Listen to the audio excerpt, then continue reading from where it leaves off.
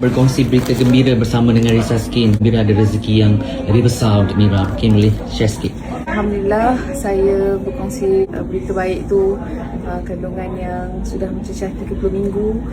Dan sebenarnya saya pun bukanlah nak menyuruh ke apa kan, tapi atas nasihat orang tua, ustazah pun cakap benda yang baru ni lebih baik kita jangan kongsi dululah sebab masih kerja dan sebagainya kan.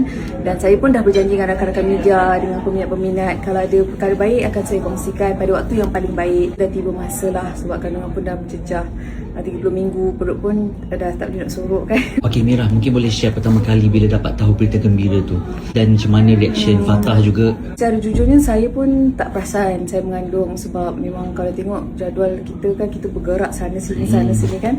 Tapi di awal first trimester tu mungkin hormon dia tu memang mual tu lah, mual, muntah dan sebagainya. Jadi saya pun pelik, saya ingat saya tak sihat.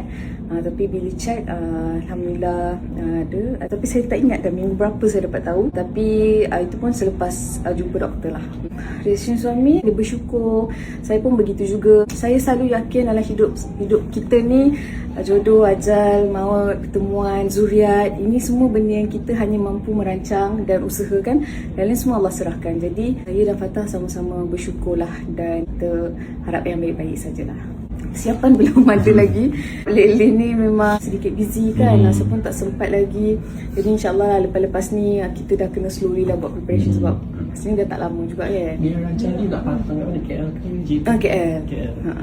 Saya tu lah, saya yang harap saya sihat lah kan. Kalau kita capable lagi nak kerja, okey je. Saya menganggap rezeki-rezeki yang datang tu rezeki anak juga kan. Tapi dalam masa yang sama pastilah kesihatan tu saya dahulukan lah. Ramai juga orang tanya saya soalan ni disebabkan saya adalah first timer. Tapi yang kita harapkan normal lah.